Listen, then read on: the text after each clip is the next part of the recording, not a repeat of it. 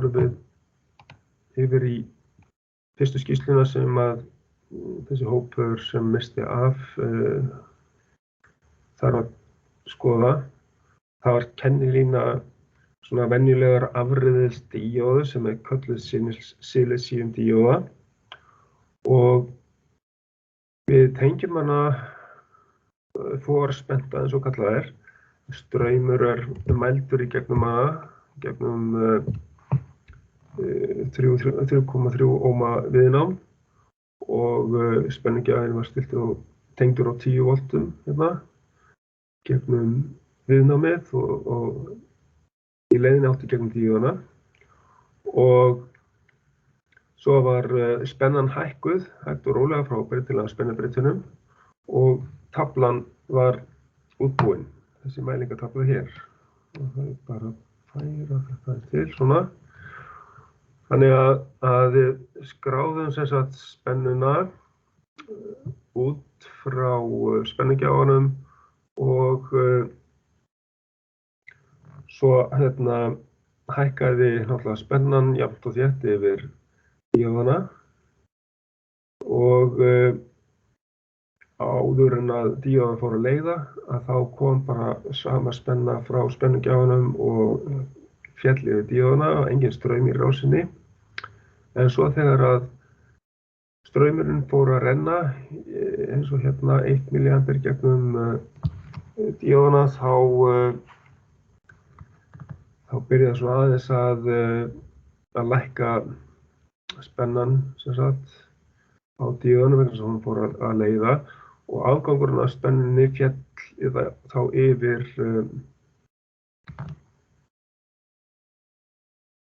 sjálft viðnámið sem var raðtengt þarna á leiðinni. Þannig að U1 sýnt hérna hér, U1 frá milli plús og mínus á spennugjafanum. Þannig að restin af spennunni fór yfir þetta viðnám, 3,3 ohm. Og það munurinn á þeirri spennu og spennunni yfir díóðana. Þannig að við sjáum hérna að hún byrjar að leiða svona við 0,4 til 0,5 volt. Byrjar hún aðeins að gefa straum gegnum sig og síðan aukum við alltaf spennuna frá spennugjafanum og þar til að hún var alveg fullleiðandi hérna við svona 0,7 volt getum við sagt sko. Svo verður alltaf bara meira og meira straumur í gegnum hana og þannig að þið skráðuð þá bara þessa töflu þegar að þið útbúið skýrsluna. Svo að hérna það sem að við sjáum það þessu að við notum þessa þjóðanpunktareglu þegar að vera að reikna út díóður, leiðandi díóður að þessi 0,7 volt þau falla sannarlega yfir díóðana sjálfa þegar hún leiðir og þess til dæmis hérna þá afgangurinn af spennunni þá í viðnámið og ég sjá hérna að komin ákveðin straumur í gegnum hana, hérna 38 milliampere, þá spennufall yfir 0,74 volt yfir díóðana sjálfa. Svo að þetta alveg klárt að 0,7 volt spenna sem við getum notað sem í útreikninga fyrir leiðandi díóðu, afreiðisdíóðu. Og hér hver há spenna yfir díóðan þegar byrjar að leiða. Það getur sagt alveg klárlega við 0,5 volt og það var hérna sem sagt, örugglega þar 0,4 til 0,5 volt. Það er eininguna hérna. Allt góðu. Há spenna yfir díóðana þegar hún full leiðandi. Já, þá myndum við segja að há spenna yfir díóðana. D. Þá það í rauninni hérna, þá myndum við segja að það væri ekki 0,9 heldur 0,71. Þá lögum við þetta bara hérna. Þá spennið díóðana 0,71 volt. Það spennandi við díóna þegar hún orðin full leiðandi. Og síðan hérna hve mikið tapast í díóni þegar 0,7 volt falla yfir hana. Og þá voru hérna 27 milliampere í gegnum hana, þá margfalduðum við bara þetta saman, auðsunum í. Og fáum að aftapið hérna 0,0189 watt. Ok, og pössum okkur að hafa hérna hringuna það stórt. Þetta í vöttum, þá það stórt vatn alltaf.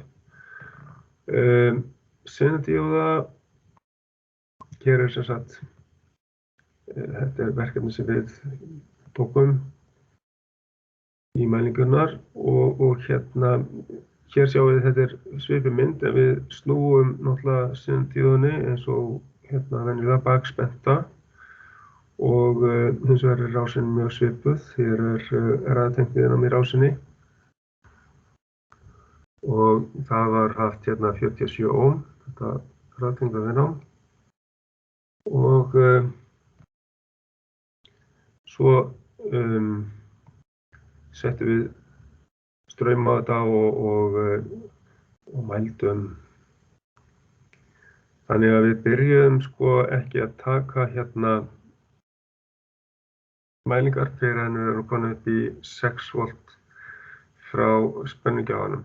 Þetta U1 sem sagt, það hér U1 spennur frá spennugjafanum sem að getur gefið frá 0 til 16 volt og þá fengum við hérna bara það til sömu spennu vegna þess að senuspenna þessarar senadíóðu greinilega hérna 10 volt. Sjá, það það sem að myndast hérna yfir hana. Hún að byrja að leiða hérna svolítið meira við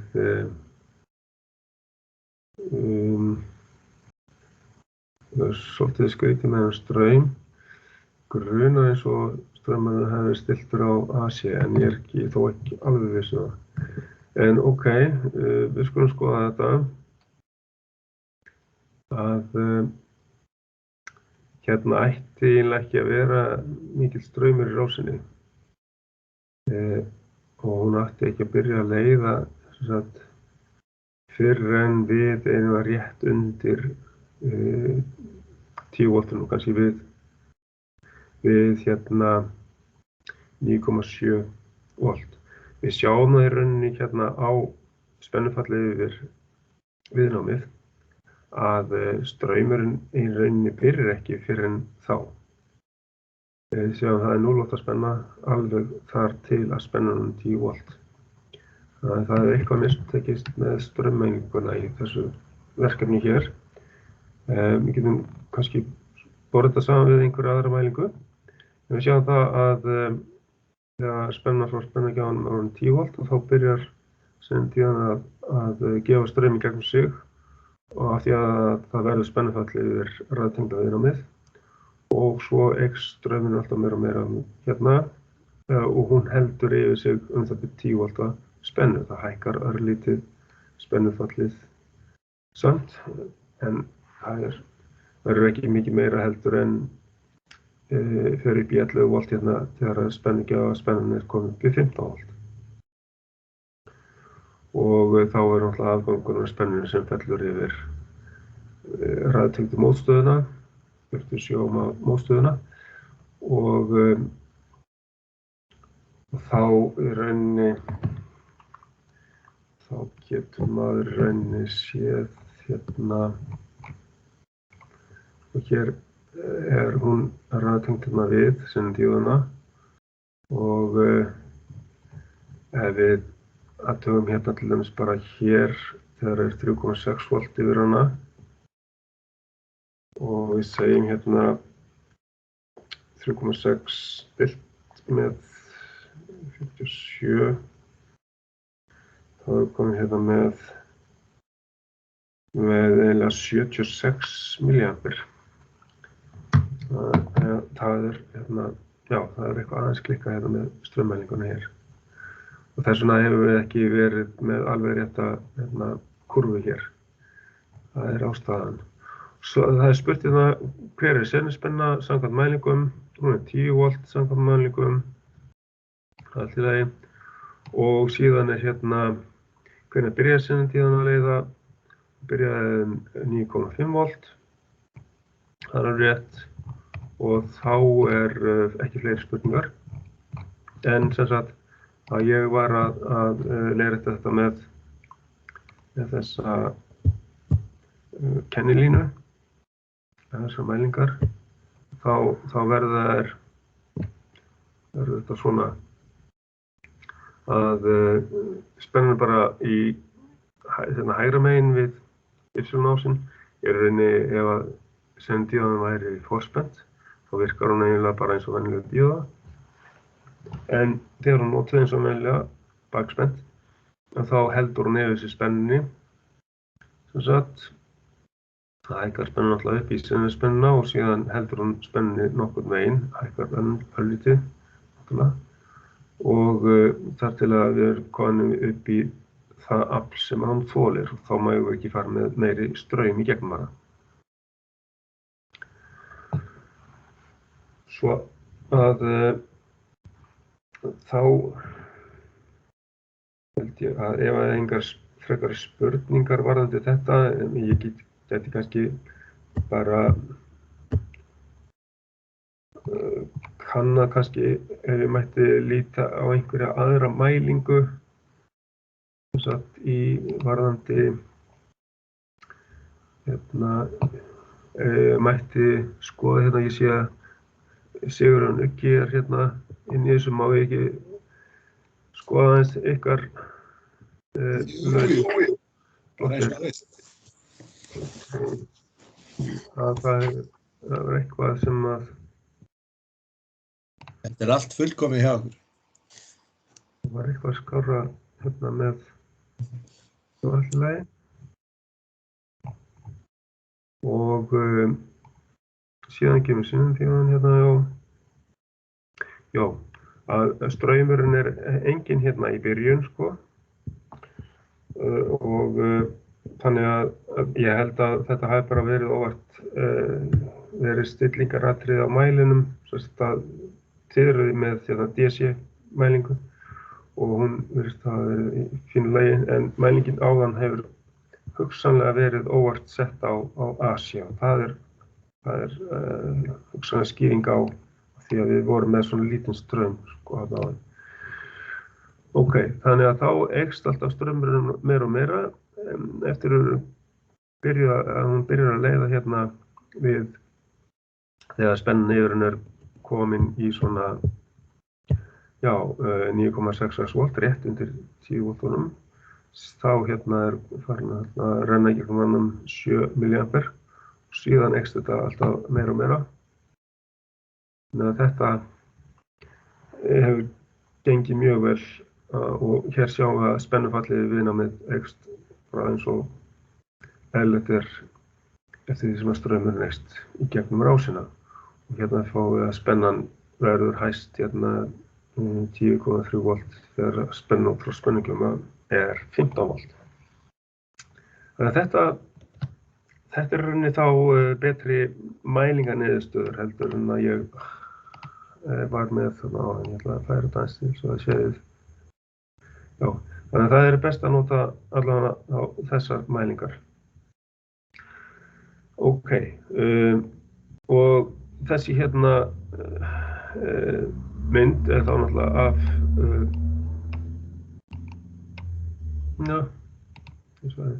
svona að hérna þegar að spennan vex hérna þá engin straumur fyrst en síðan eykst straumurinn eftir því sem að spennan verður hærri frá spennugjafanum og straumurinn fer meira og meira í gegnum sennutíðana. En síðan vorum við líka seinna að merkja inn á þetta sko hvar hámarksstraumur sennutíðan væri. En það rauninni það sem að sennutíðan þolir, það rauninni P-seta sem sagt, það í þessu tilfelli var 1,3 watt sko, þá bara getum við fundið þann straum með því að segja að aflið deilt með spennunni, deilt með 10 og þá væri það 130 milliampere sem myndi þola hámark sko, þessi silindíóða. En við erum langt innan við það þannig að hún þolir þessar mælingar glæsilega vel. Heyrði, þá held ég að við segjum skiljum við þessa mælingu og þá tökum við bara næsta verkefni og sjá verkefni 4 og 5. Það gerum við sennilega í sama tíma og þá vantaði einhverja líka, held ég. Þar vorum við með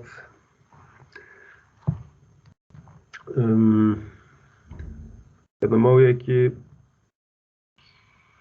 já, ég ætla að fá að nota áfram frá hópnum hans frá Karki og þeim og svo fæ ég bara fleiri niðurstöður og þá lærum við bara ennþá meira af þessu ef að eitthvað sem að betur má fara í einhverju af þessu.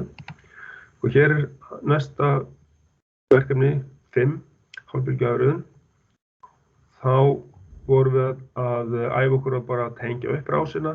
Þetta eru settar margar myndir bara til þess að æfa tengingar á þessu. Fyrst var sett díóðan, svo var mælinn settur í rásina, svo voru 2 viðnám raðtengd í viðbót og að lokum voru spennumælir og þéttir hliðtengdur inn í þetta. Þéttir náttúrulega hliðtengdur eftir díóðana, í katóndíóðanni og síðan annar spennumælir þar til þess að mæla jafnspennuna. Og svo var náttúrulega sveiflusjóðan tengd og þá voru gerðar mælingar í þessu. Spennan frá spennugjafanum, riðspennan, var sett inn 10 volt og þá straumur mældur í rásinni. Þetta náttúrulega jafnstraumurinn og síðan var sveiflusjóðmynd tekin af gáruspennunni og það var bara mælt hæsta og lægsta gildi á gáruspennunni og þarna mældist það 0,59. Já, býtum við, þetta, hér 590,4 millivolt, ok. Já, 0,59 volt.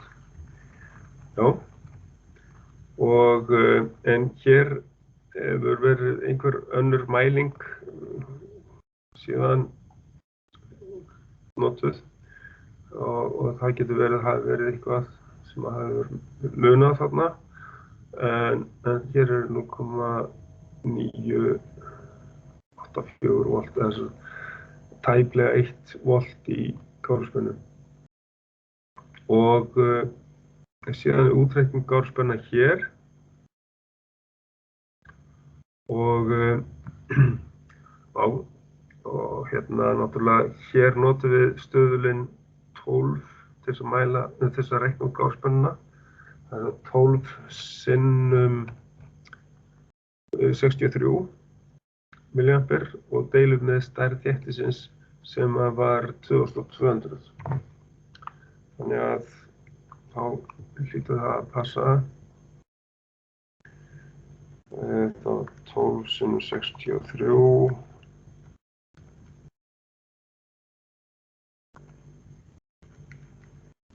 2200, já, og það náttúrulega, já, 0,343, það alveg rétt, sko. 0,343 volt, bara einhverjum sem vantar hérna. Við kemur það ekki.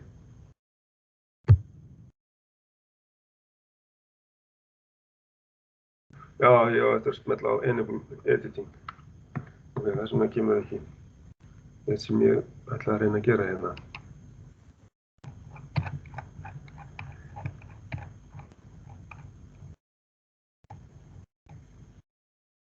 0,343 volt, þetta alveg farið út. Og það ætlaði geta verið ýmsar ástæður fyrir þessar meðskekkju, það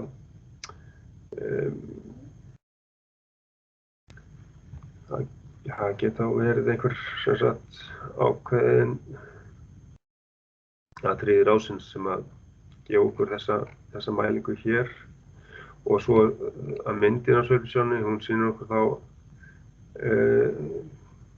annað 0,59 volt sko. Þannig að það getur verið ýmislegt sem að getur verið hérna deyfingin í sjálfri sveiflusjónni og ýmislegt svoleiðis sem að getur valdið skekkjum. Mismunandi spennufall náttúrulega í rásinni og svo náttúrulega stöðullinn, hann gefur ákveðna skekkju og svo náttúrulega skekkja í meðaltæki, alveg rétt. Og hérna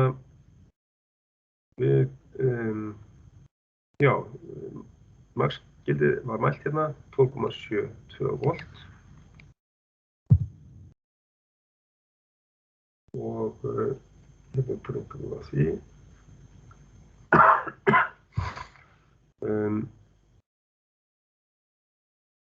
Og max sko við álagið, þá það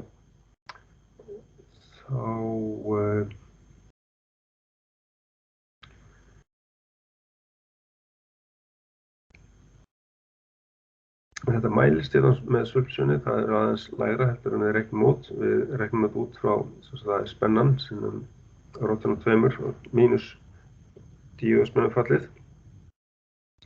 Þá fáum við 13,44 volt.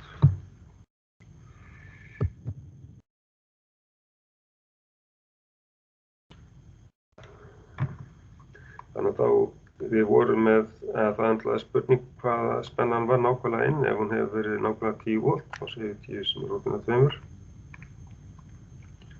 Sem að þá 14,14 volt og segjum svo mínus 0,7 sem að eru þá hérna 13,44 volt. Það er klárlega það. Þannig endar þessi æfing.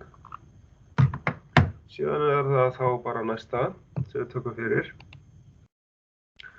Skoðum sjá. Þá er það, við erum búin að afgreiða æfingu 5. Þá er það næsta sem að þið hafið væntanlega misst af. 5, þá er það æfing. Hvernig var með verklega æfingu 6? Já, það hefur verið föstudagsæfing.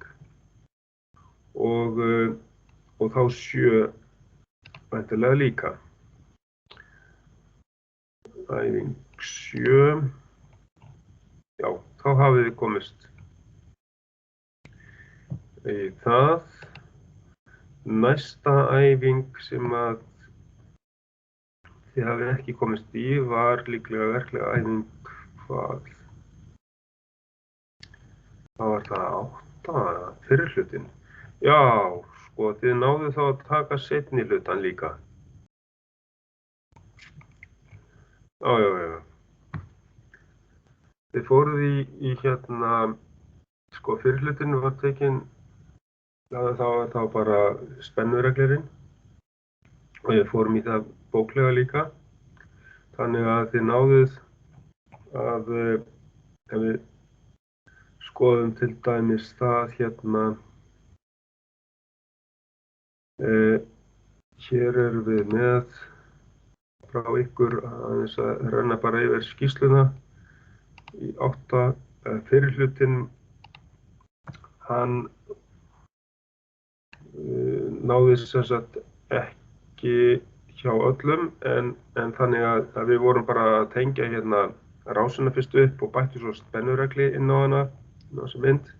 og spennureglurinn hann var í húsi þar sem að hægt er að festa við kelfiplötu og síðan var tekin mæling á því og við vorum með gáruspennuna hérna fyrir framan spennureglinn og spennan lækkaði hérna niður í ákveðið gildi fyrir framan reglinn og spennan út þessi rauða lína hérna, alveg bein lína og spennureglinn hann þarf þetta bil, þessi 2 volt yfir sig til að geta skilað hreinni jafnspennu út.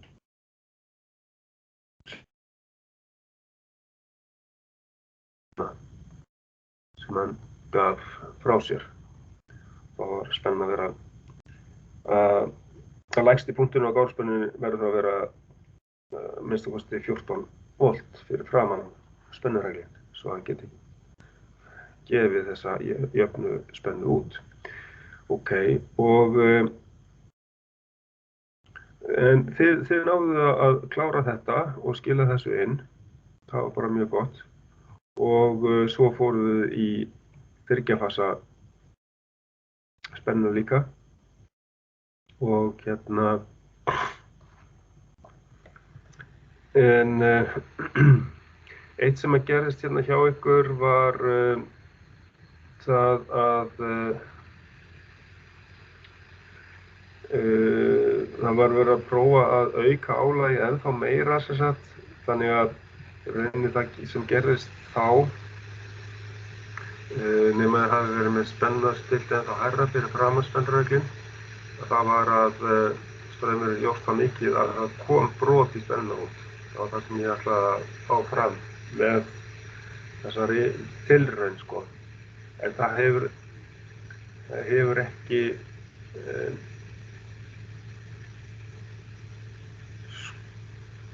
sem sagt það var hérna að tala um að auka álagið með því að bæta sem sagt mótstöðu við eða hliðtengja jafnvel auka mótstöðu við og það sem að gerðist hjá flestum var það að það kom brot í línuna út sko. En þið hafi kannski verið með að háa spennu út, það hafi ekki gerst. Þess vegna hafi verið að komið þannig fram að það hafi ekki komið neitt brot í línuna hjá ykkur. Það getur alveg gerst. En síðan var bara útskýrt hérna virknin og ég með ekki nota tíman í það núna að fara eitthvað djúpt í það. Við förum ekki að spurja í þessu í prófinu. Það er ekki hægt. Þetta er það mikið smáatriði sko hérna að aðeins bara renna í gegnum það sem við gerðum í 3 fasa æfingunni í leiðinni. Þetta er fín mynd hérna. Við erum með forvafið var stjörnutengt, eftirvafið stjörnutengt og fór inn á afreiðisbrúna og svo voru raðtengt hérna 2 álasmál við á. Og það sem við fengum fram, það var til dæmis reiðspennan hérna, við sáum 2 fasa með surfusjóni og síðan sáum við hérna yfir álagið að það er svona 6 gárur fyrir hverjar 360 gráður, þannig að heila sveiflu, þá koma svona 6 litla gárur þessari afriðin, stundum kallað 6 púlsa afriðin. Og hér vorum við að reikna út spennuna sem ætti að koma hérna út þegar við myndum setja inn ákveðna spennu, vera saman við mælda og við fengum 11,37 volt virkagildi, fáum 16,08 volt á hámarksgildi og hér er ekki dregið frá spennufall í díóðunum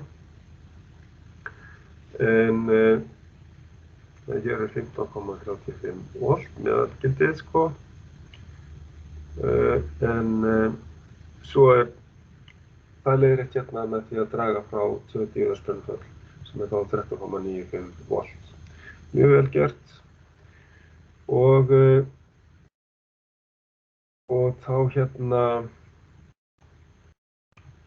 var síðast reynt að skoða hérna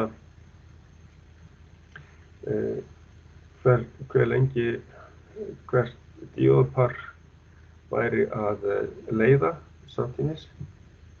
Hér sjáum við að þetta eru 3,3 millisekúndur sem að hvert díóðapar leiðir, þannig að það samsvarar 60 gráðum. Þannig að hér er straumurinn sem við skoðum með því að tengja annan innganginn á sveiflusjálfni yfir mæli. Það er runnið á viðnámið í mælinu sem að gefur okkur þessa spennu. Og þetta er mjög lág spenna, þannig að við getum séð spennuformið á straumnum. Þannig að við sjáum hvenær straumur rennur í tíman þá miðað við hinn kanalinn sem var tengdur tilbaka yfir spennu. Og þá sjáum við líka hvernig að spennan út yfir álagið kemur með svona ákveðna gárur. Það er líka vegna þess að það eru alltaf 2 og 2 díóðar sem eru að leiða samtímis og þá myndast svona ákveðnir púlsar. Og þar með að þessu er í æfingu lokið. Nú ætlum ég að fara yfir fleiri æfingar sem að við vestum að. Og þá hérna, sjá, þá er 8. kominn og þá er það meira hérna, 8, hvernig var með 9 og 10? 9, já, verklega æfing 3. Það var þá íhlutaverkefni sem að við vorum að tóka með transistorinn og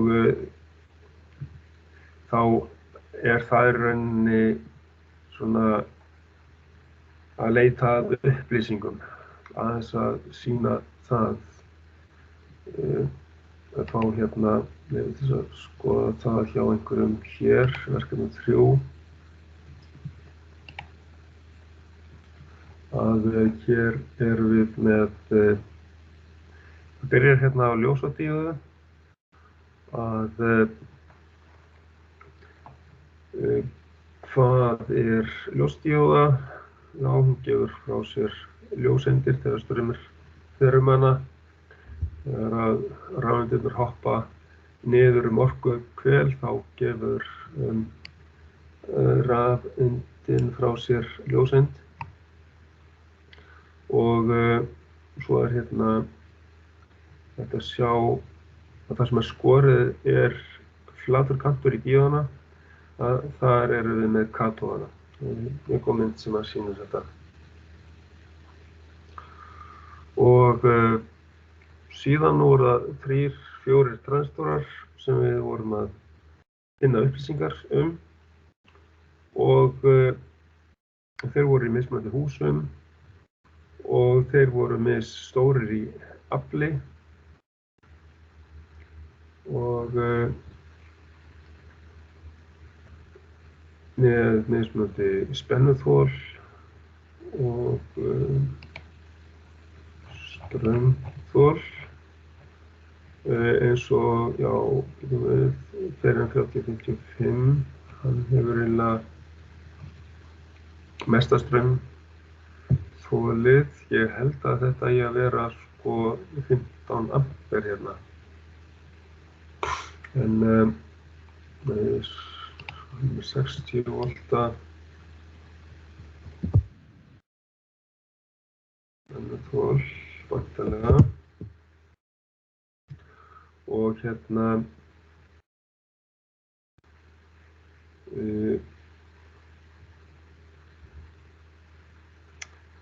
þessi transistor 1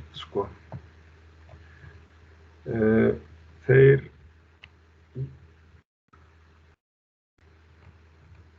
voru náttúrulega allir mældir með transistormælinum til þess að sjá hvaða skautar eru hvað. Kollektor, base og emitter. En svo líka hægt að finna náttúrulega myndir á netinu af þeim, hvernig skautin eru tengd inn á í húsin.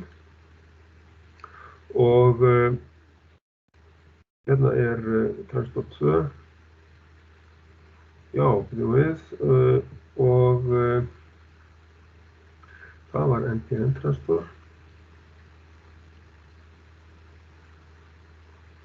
Það sem að við erum með base, kollektor og emitter. Já, base hérna í miðjunni. Emitterinn hérna nummer 1 og kollektorinn nummer 3. Þetta svona málmhús sem þetta lítill transistor en málmhús til þess að koma varmanum í burtu. Það stundum settur einhver hattur á hann til þess að auka kæligetuna.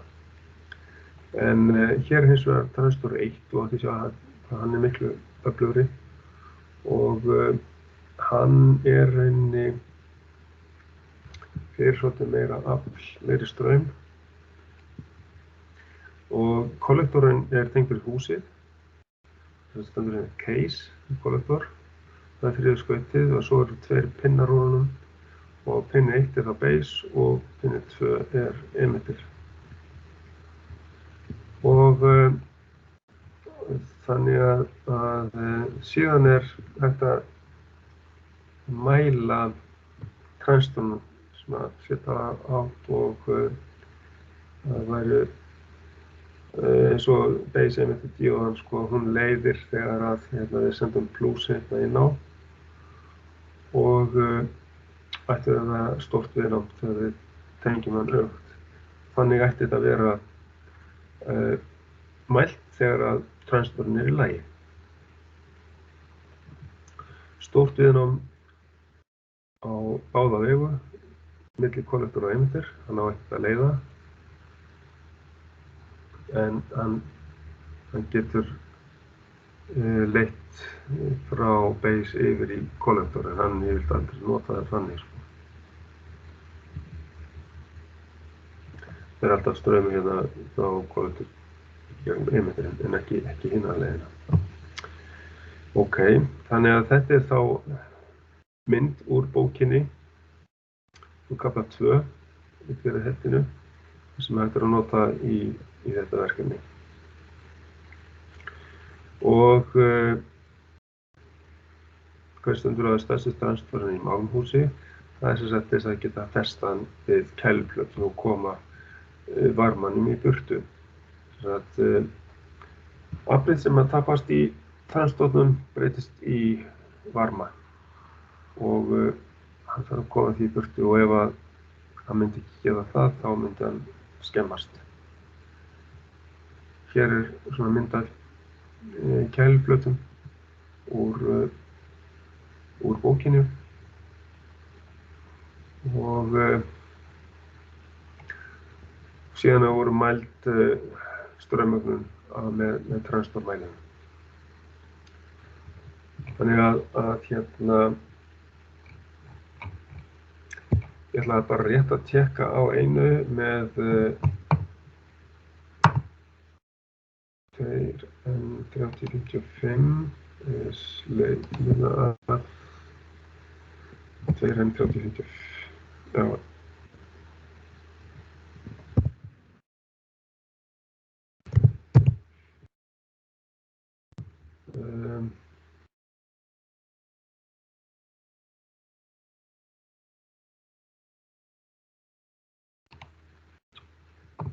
Segjum hérna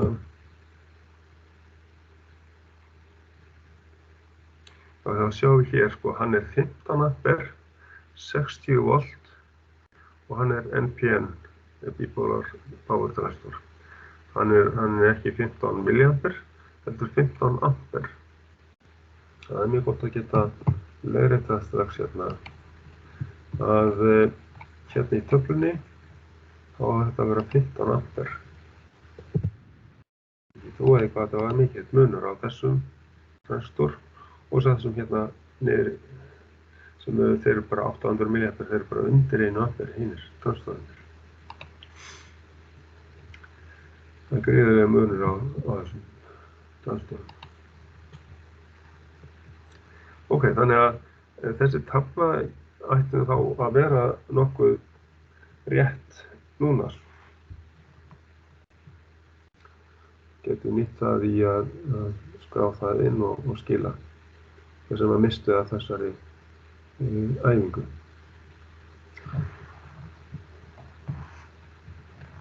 Þá ætla ég að fara í næstu æfingu bara, reyna að renna í gegnum þetta allt saman.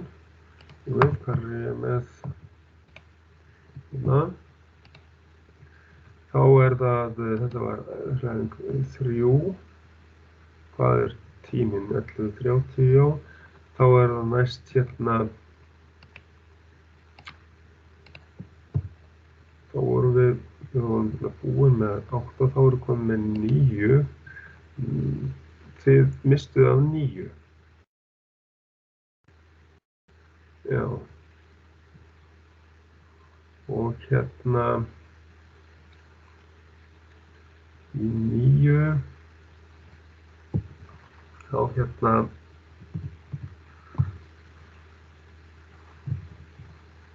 vorum við með, sko sjá, já, kannski bara þess að skoða þetta hér, hvað voru að gera þar. Já, alveg rétt. Þá var verið að finna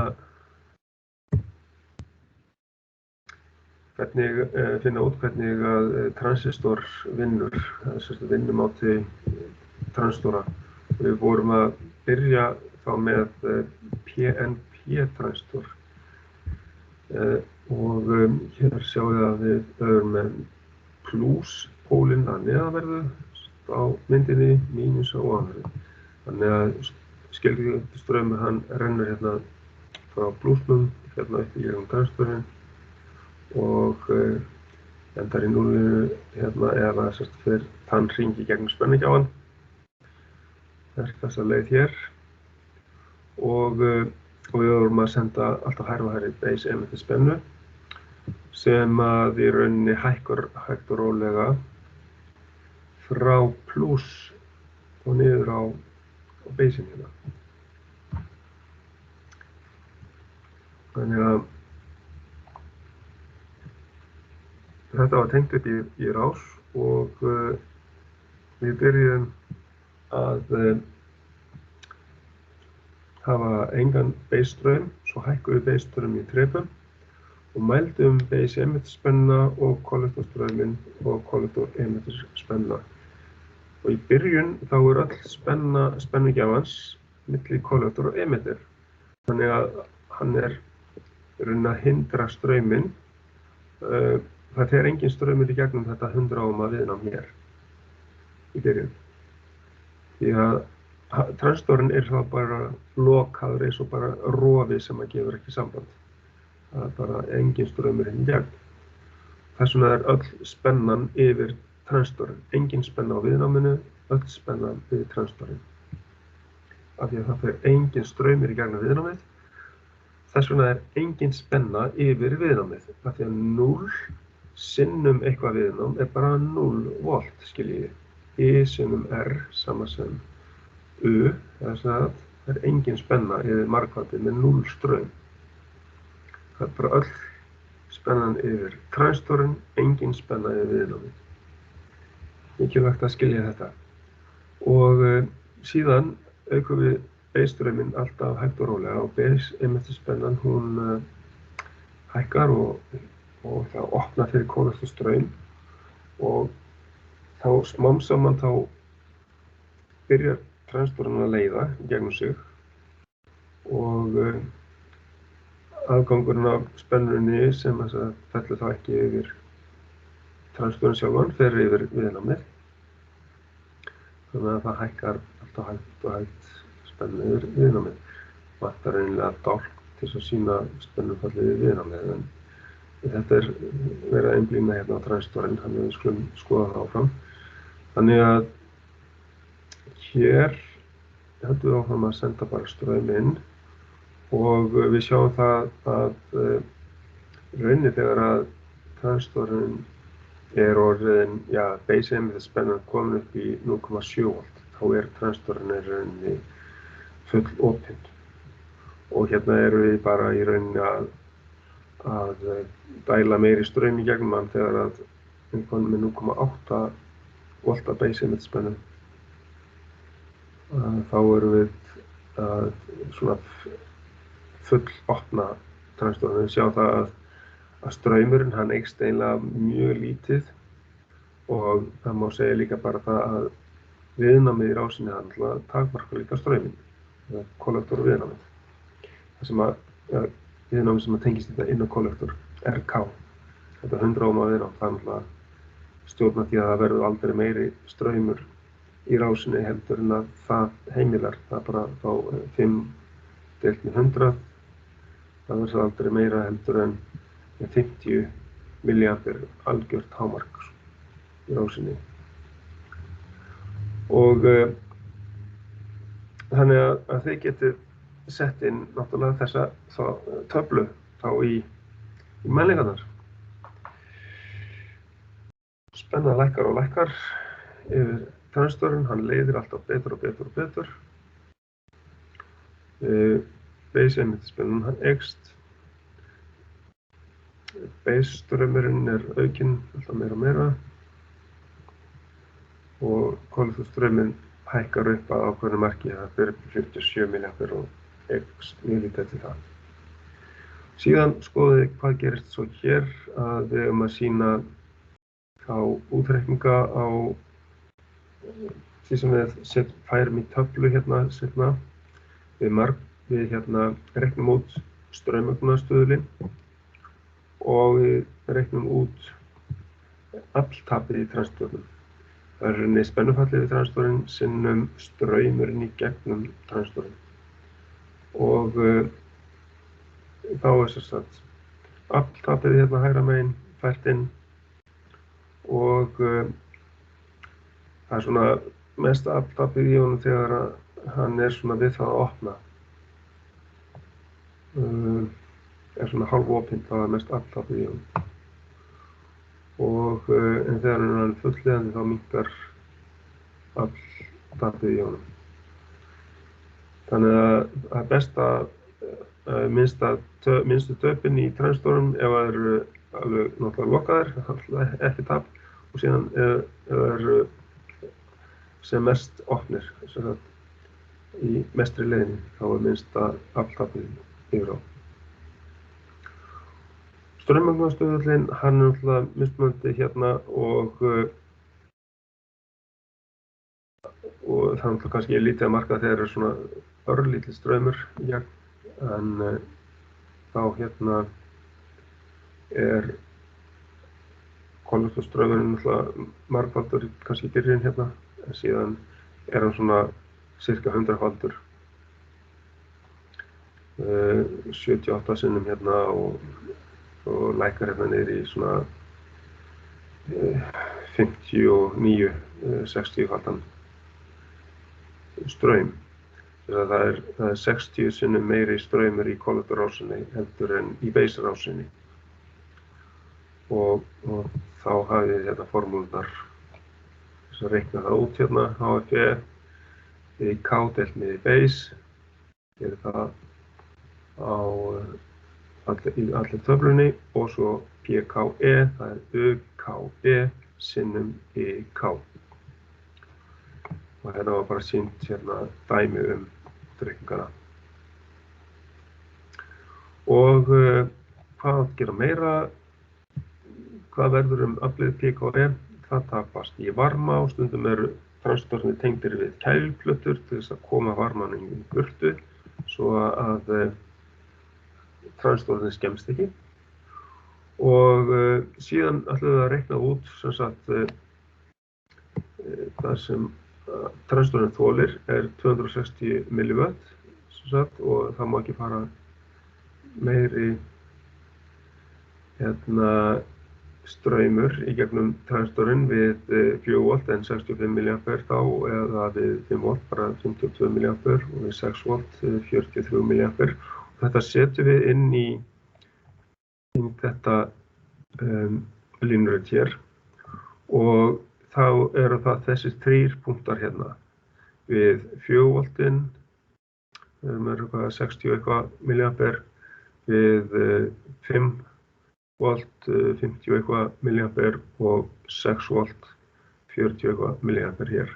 Og svo dregin kurva hérna í gegn og hérna bandsvæðið, það sem straumurinn má ekki fara upp í og við sjáum það álagslínan, hún fer ekkert upp í þetta svæði þannig að transistorinn hann þolir að vera að vinna á þessu svæði hérna með straumin og spennuna undir ákveðnum mörkum. Þannig að aflið verði ekki mikið í honum.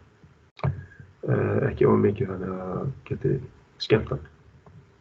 Ef við förum hérna upp fyrir bandsvæðið þá bara eyðilegst transistorinn.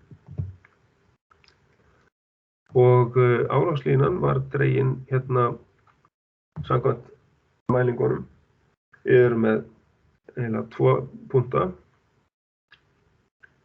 Við erum með hérna 5 volta spenningjáspennur og svo var tekið hérna punktur þannig að ásveðan var dregin í gegn. Í rauninni í þessari rás hérna þá ætti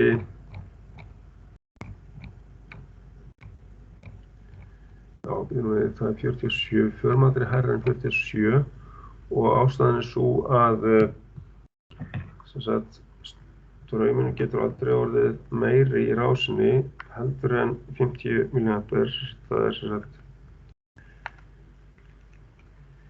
það er 5 voltinn deilt með 100 ohmunum, þarna RK.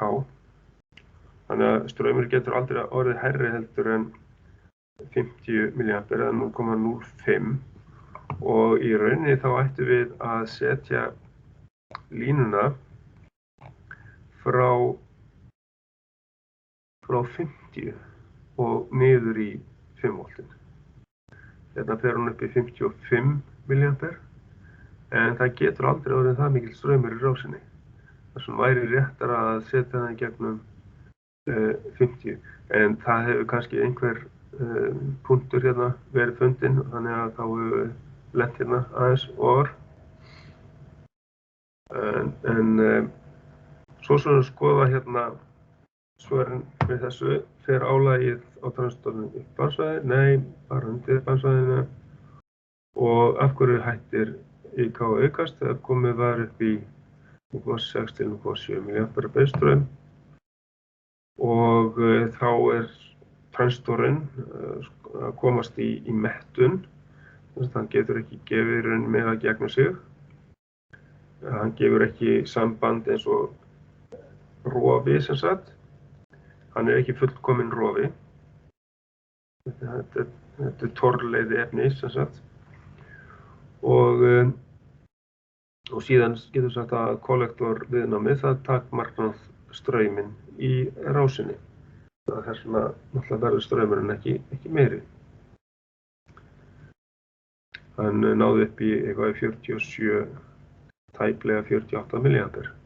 Við náum strauminn þess vegna aldrei upp í 50 milliampere. Og aldrei náttúrulega upp fyrir 50 milliampere nema spennan verði eitthvað hærri. Svo er hérna náttúrulega frekar upplýsingar þetta, mjög góðar upplýsingar hérna, en ég held ég megi ekki fara neitt dýpra í það, ég ætla bara rétt aðeins að sjá hvort ég get opnað það.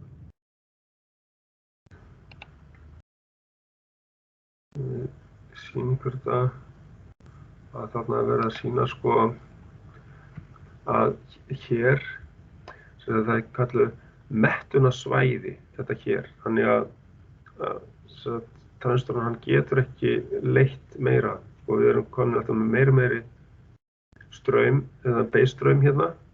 Base er kannski komin upp í 120 mikroampere í þessu tilfelli hér.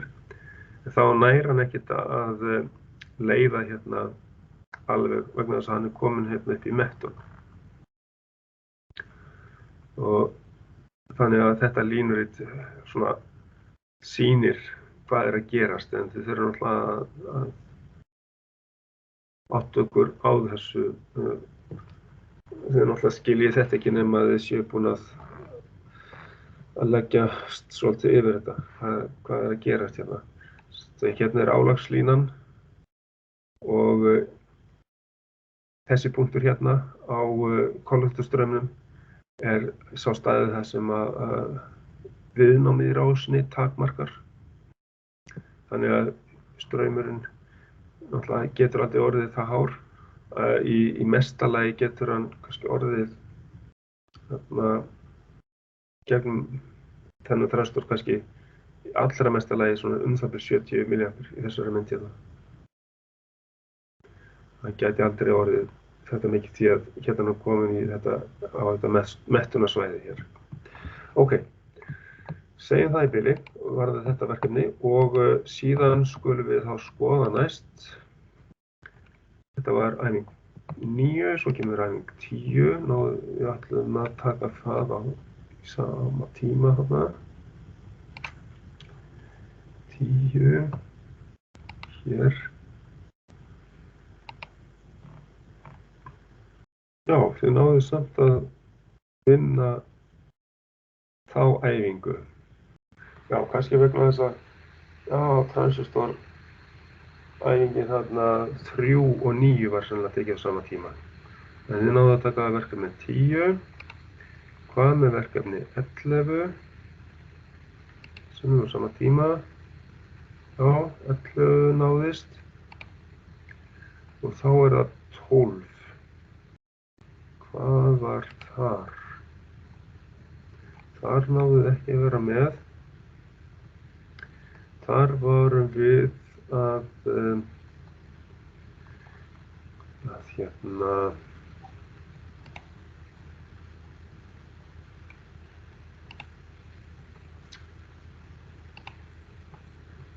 gera einhverjar mælingar með transistorum.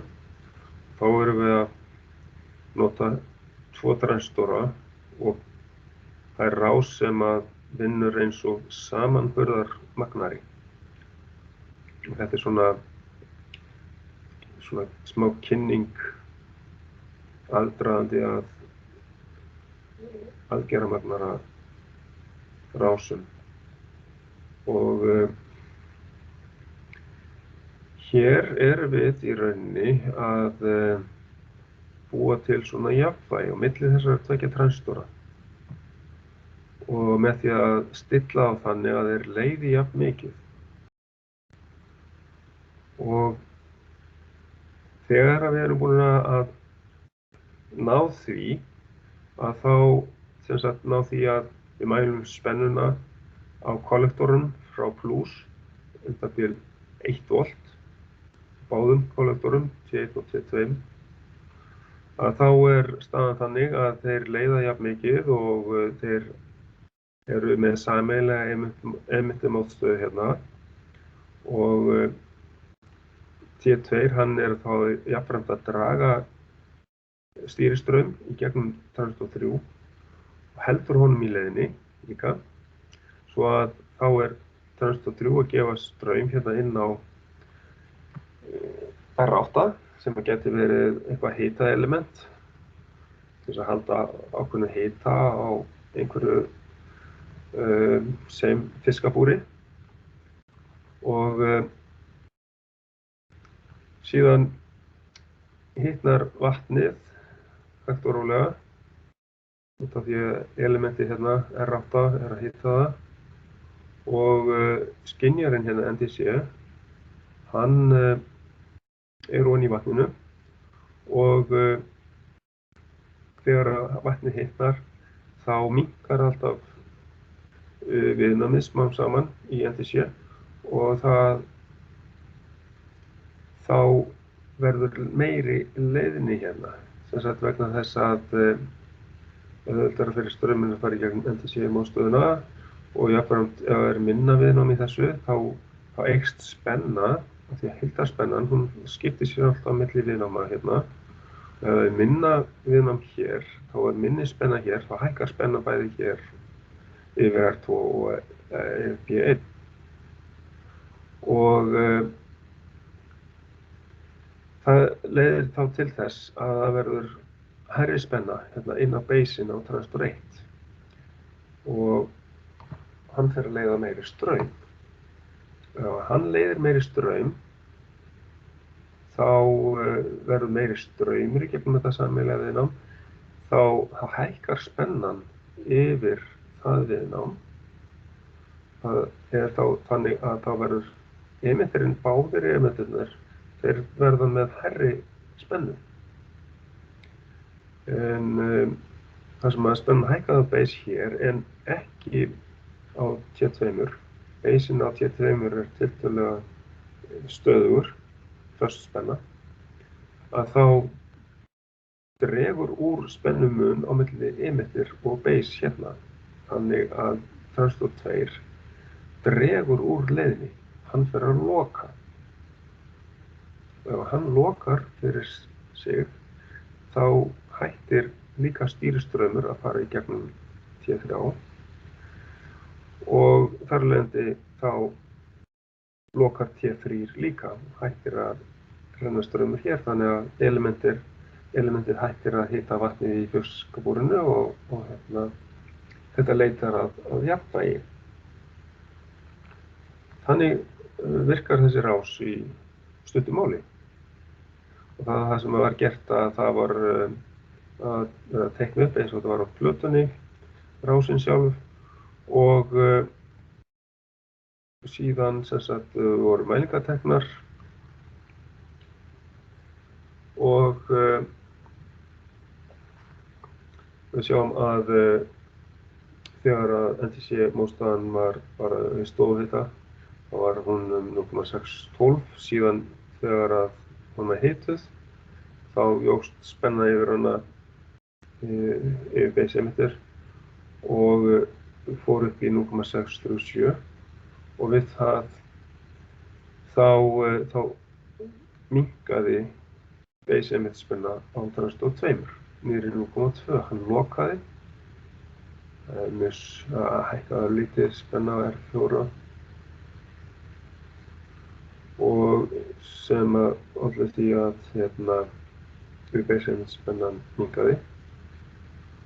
Já, þeir eru frá 3,39 R4 upp í 3,68, það er svolítið breyting.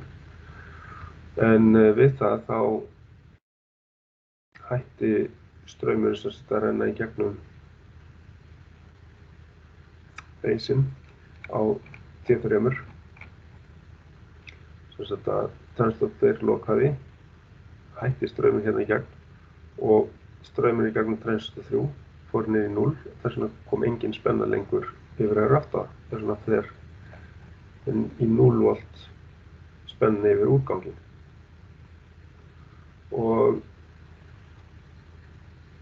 spennan á stilliviðnám 2 er mjög svipuð og svipuð spenna á sunnudíóðinni. Þessi spenna gæti hugsanlega hafa verið einhver önnur nættilega hækka örlítið hérna þessi. En já, það er reynt að halda fasti spennu hérna á beisnum hér með díóðinni hérna.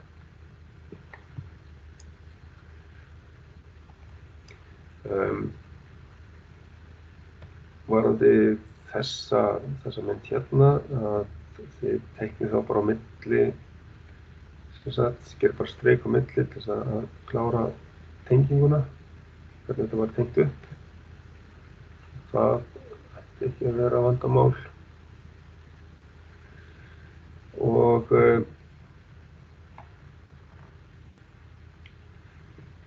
þannig að þið hafið smá verkefni hérna í þessu að leysa. Og síðan fylgdi með hérna svona lýsingin sem ég er búinn að fara yfir í texta.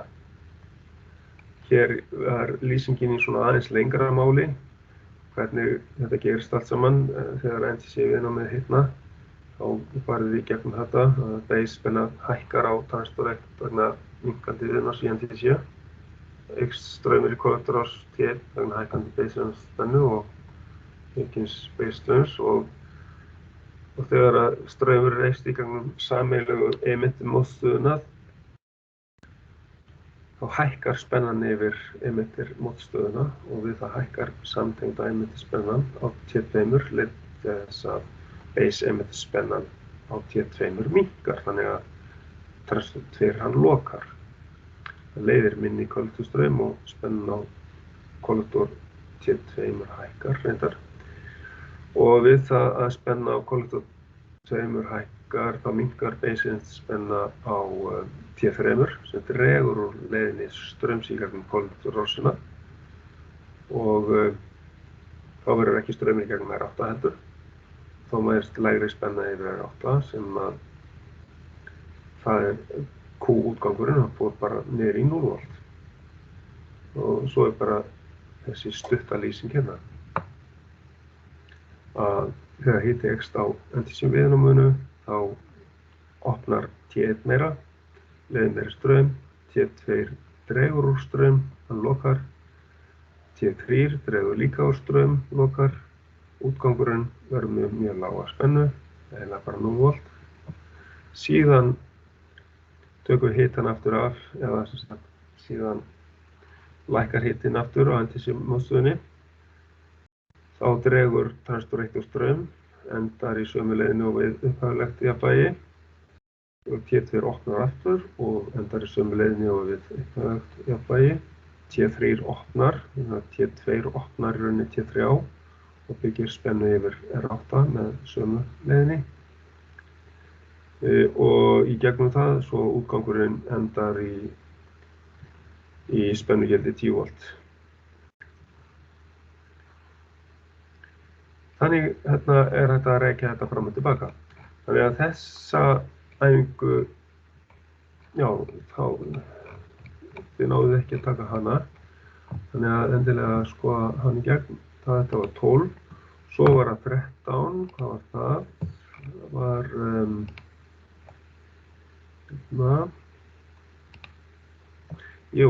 það var týristor í jafnstöðnisás.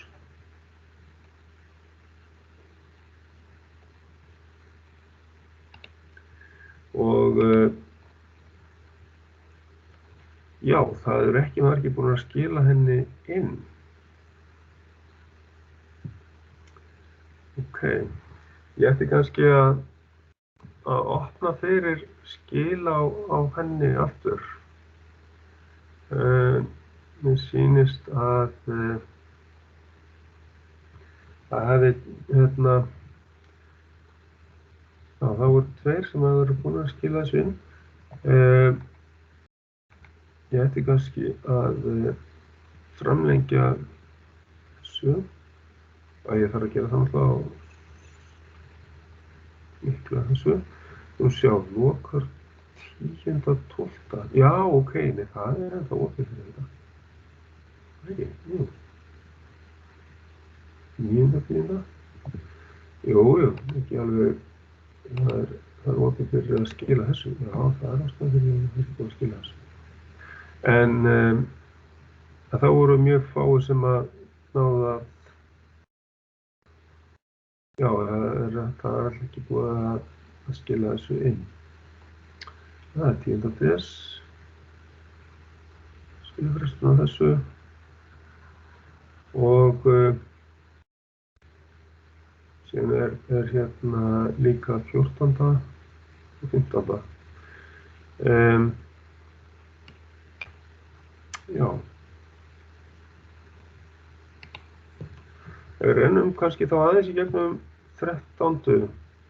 æfinguna. Sjá hvort að fáum ekki Hafþór og Birkir til að samþykkja það að við förum í gegnum þetta. Eru þeir á línunni? Þeir eru reyndar ekki hér. Ég get náðu náttúrulega bara í í aðra útgáfu af þessu. Þannig að hérna við getum farið í gegnum það. Við skulum sjá, ég hérna þarf að komast yfir í vinnuna annars staðar. Já, það var þetta hérna.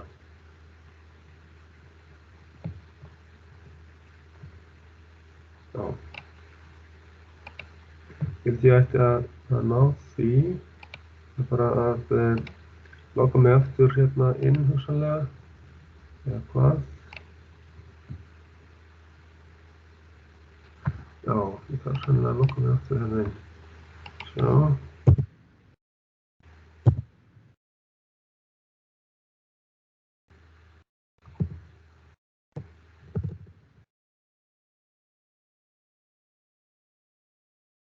Svona. Jú. Ég skulum sjá. Hérna, ég þarf að komast aftur inn í þetta. Og þá höfum við hérna labs og 13. Taka hérna þetta. Taka sjá.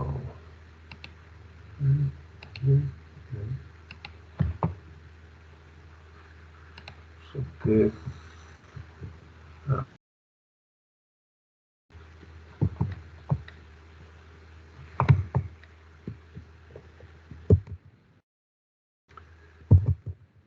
Þá er það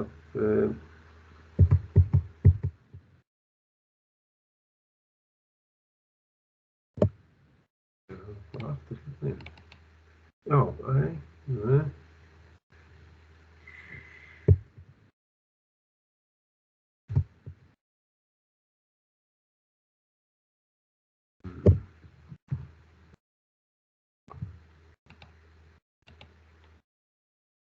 Svona.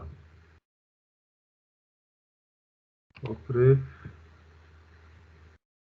Ertu búinn að fara við mætingu? Nei. Ekki búinn að taka mætingu núna. Skulum sjá. Þarftu að yfirgefa samkvæmið. Ég skal bara merkja við þig. Ég ætla að fara í dýrstórinn.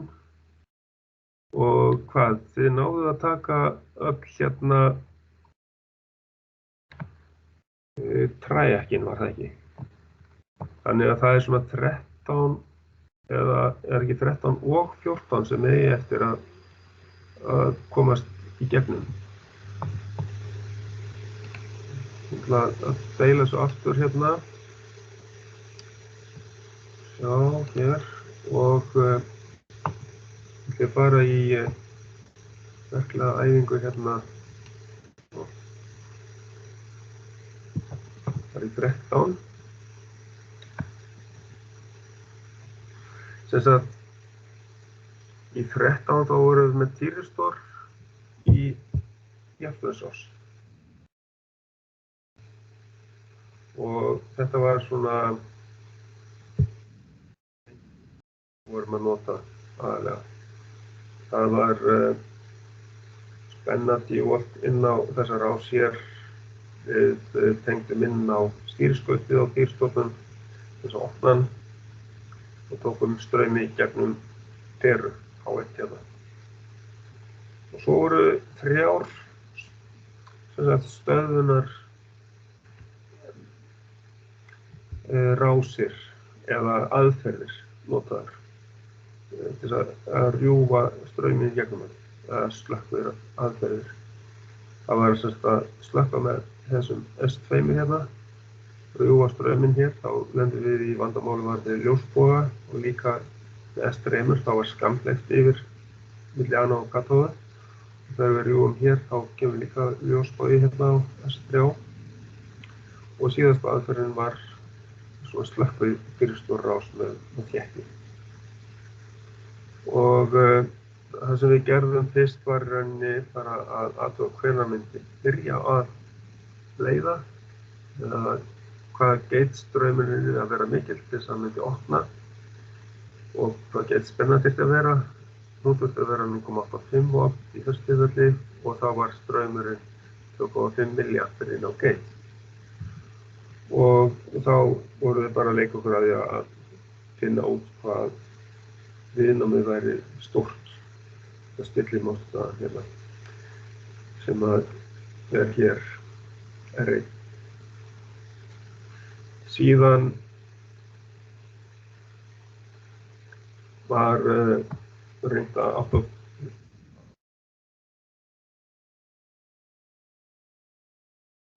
rásinn inni í týristornum myndi virka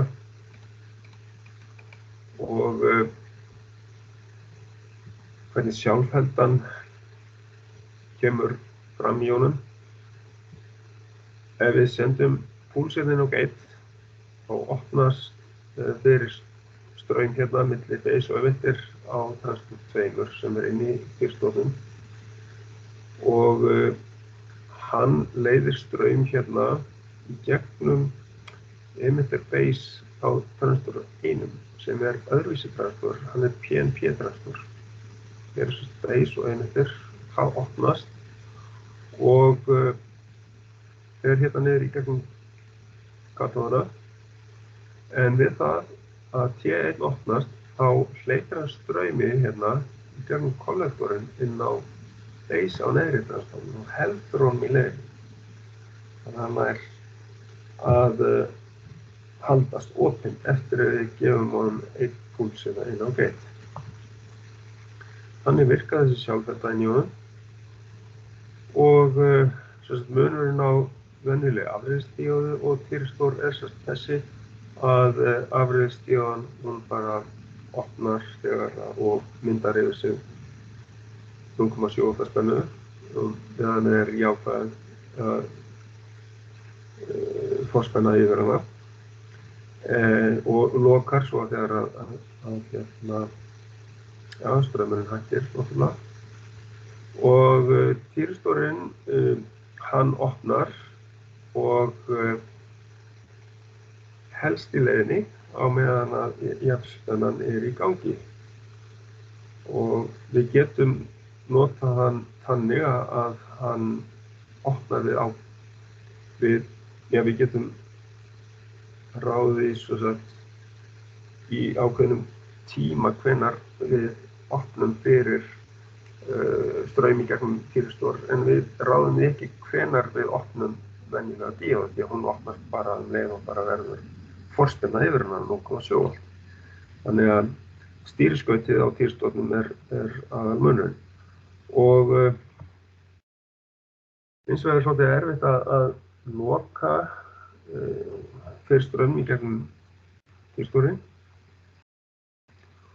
og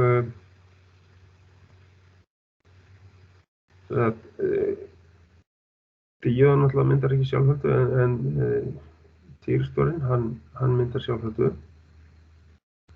Og hér sjáum við að hér voru að mæla hins vegar haldstrauminn, að ef að straumur fer niður fyrir ákveðið mark þá hættir hann að leiða og rétt áður en hann hættir að leiða þá tökum við straummælingu og það sá straumur sem kallaður haldstraumur. Og haldstraumur mældist hérna til dæmis 9 milliampere og rétt þegar við jukum viðnámið í rásinni og straumurinn ætlaði að minnka meira þá hætti hann alveg og týristorinn lokaði sem sagt að sjálfheldan rofnaði algjörlega inn í týristornum. Og svo bara á upplýsingar týristorinn að það ákveðinn straumur sem hann þolir gegnum sig og hér erum við með haldstraum, holding current hann hefur verið sýndi hérna venjulega svona 15 milliampere, aðeins fyrir ofan þann straum sem við mældum, 9 milliampere. Þetta er á sömu stærðargráðu rauninni. Og gate trigger current mjög lítill, 3 milliampere hérna, það passaði 2, eitthvað. Og við hefum ekki verið að spá í hvað þetta latching current er,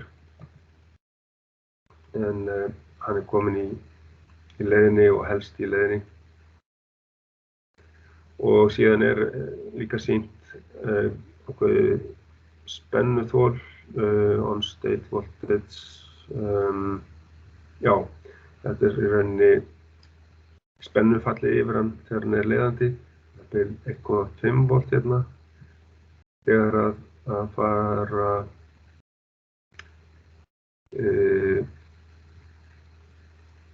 já, það er 1,75 volt þegar að fara 40 ampere gegn mann. Þetta er nú hérna sannlega mjög stuttur tími líka sem að þolir svo mikið straum. En ég held að sé nú ekki mikið meira sem að við fáum út úr þessari töflu, það sé eitthvað sem ég gleymi hérna. Spennuþolið hérna er sýnt hér. Við vorum með heldur þennan hérna sem að þolir 400 volt eða þá hámark 450 volt hérna. Og þannig að það er ákveðið númer á týrstórunum sem segir til hversu háa spennu þeir þola. Og þá straumþolið hérna 13 ampere yfirleitt. Og svo er bara mjög stuttur straumpúls hámark hérna 200 ampere.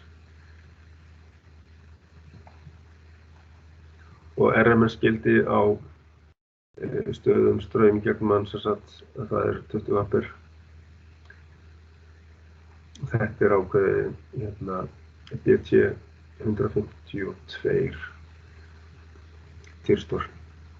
Og síðan eru slökkvirásir að það er sem sagt það er þessi S2 sem að rífur strauminn, hérna myndast ljósbogi, það er aðalvandamálið.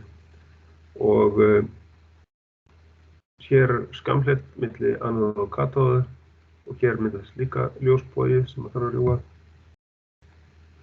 En síðan kemur hérna slökkvirásin. Og við fórum yfir þetta, hvað, í einhverju öðru vídeói, var það ekki? En ég get alveg tekið 3 tilfelli hérna. Hvað gerist í þessar rás, hvernig þessi rás virkar. Og ef við tengjum þetta saman hérna eins og það að vera.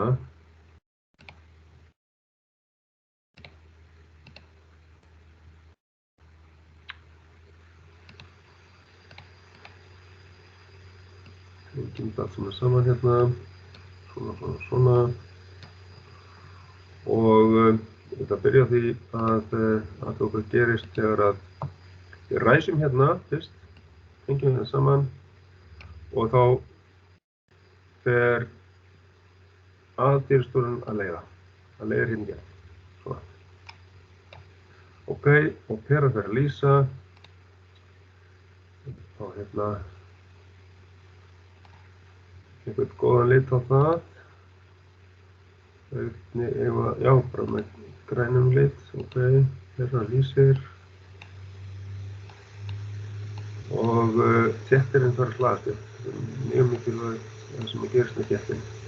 Þegar hann lýsir og hún fær sem sagt spennu vegna þess að aðaltýrstórinn verður á mjög litlu viðnámi, tengir neðri endan á peranum niður mínus, nánast. Og þá er í rauninni getur sagt að þéttirinn, hann fær þá tengingu við mínus í gegnum aðaltýrstjórinn, en hægra megin við þéttin fær hann samband hleðslu í gegnum fjöruna. Og þá kemur hleðslustraumur hérna í gegnum fjöruna og það myndast svona plús hægra megin í þéttinni. Og þá erum við komin með hleðslu eftir smá stund. Þá getum við bara ákveðið að við viljum að slökkva á peru H1 og taka aðaltýrstjórinn úr gangi. Þá ræsum við með S2, þennan slökkvitýrstjór. Þú sjá, ég get ekki tekið þetta inn á eitthvað völdskjala eða eitthvað slíkt. Ég segi bara hérna njú.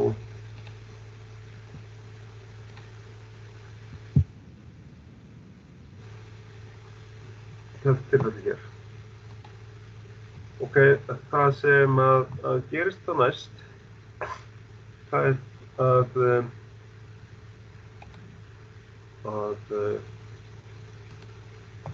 S2, við hérna ítum að S2 og hann tengir hérna. Þá gerist það, þá þarf ég að þurrka hérna ýmislegt út, það hættir að lýsa náttúrulega peran hérna. Og það var löngu hættir að tengja þarna. Þessi hættir að leiða. Það sem að gerist núna er það plúsinn á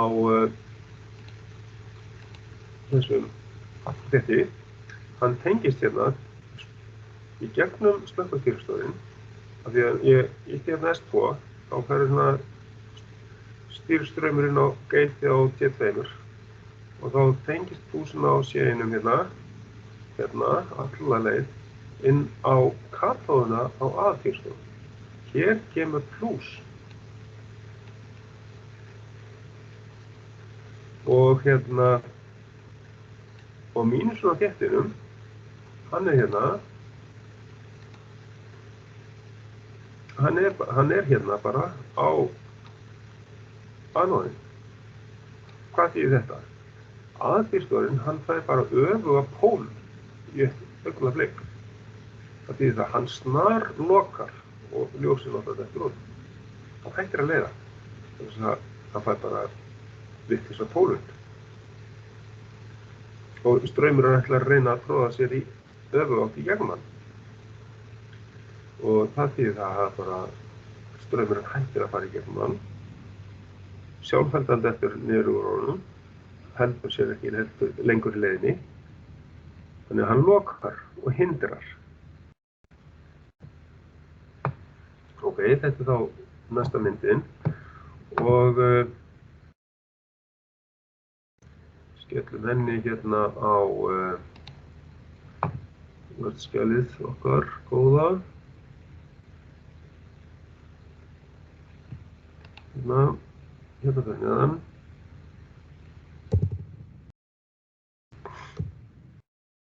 Mynd.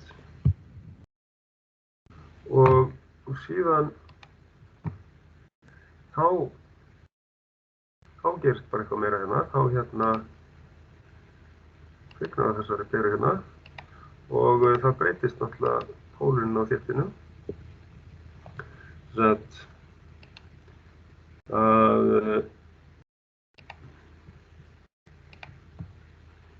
peran fer að lýsa hérna á fullu, þess að hér.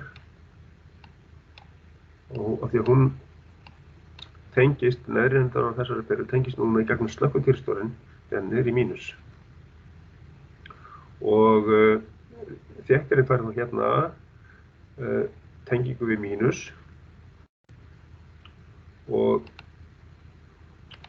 þá kemur mínus hérna megin og þetta er búið. Og hvað gerist þá núna með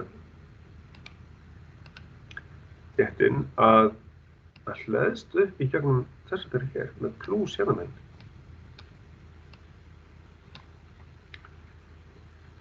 Sem sagt, peran fær síðan spennu þess að týrstórin leiðir hérna. Gefum spennu á hérna, þessu leið bara. Leiðir og leiðir og leiðir, allt í góðu lagi. Og hérna ber hann á fullu og það er búið að slekka á týrstórin. Og nú er slökkvitýrstjórinn, hann er á fullu að leiða. Og eftir að við sleppum mest tveimur þá er hann bara leiðandi. Og svo ætlum við að seinna meira að kveikja á aðtýrstjórnum. Og þá breytist þetta þannig að við setjum hérna inn S1. Fáum stýripúlsinn og gautið. Þannig að aðtýrstjórinn leiðir. Og hvað í ósköpunum gerir hann? Jú, hann fær hérna plúsinn á þittinum. Leiðir hann hingað inn á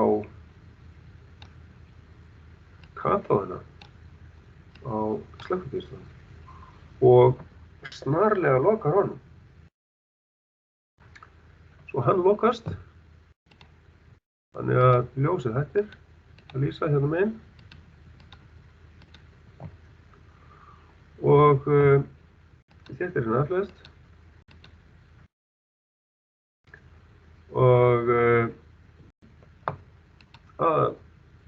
týrstjórinn fyrir að leiða og peran þar fær ljós staðinn,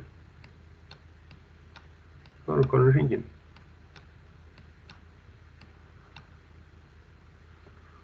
Og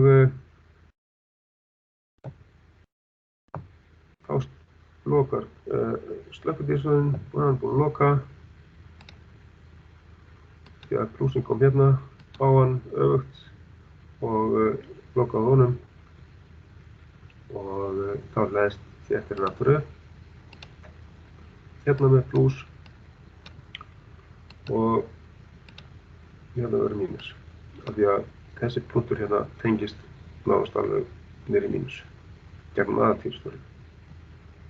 Þannig virkaði þetta, þessi rás. Ok, og klukkan 90 mínútur yfir 12. Við eigum það bara aðeins eftir kannski að renna í gegnum æfingu 14.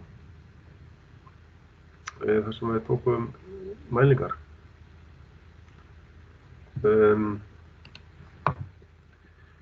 Þá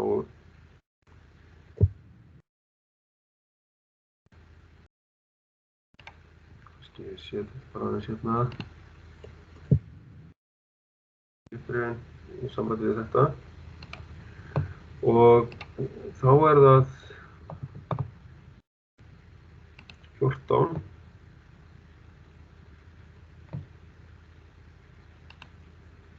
Hvernig gekk það? Það voru, já, þið náðu að taka það. Og hvernig var með æfingu 15, það var líka í lagi. Já. Ok, svo ég er búinn að fara yfir þá helstu æfingarna sem þeir mistuð af. Það var það sem við ætluðum að gera í dag. Ég á eftir að bara taka mætinguna og ég ætla bara að loka upptökunni fyrst.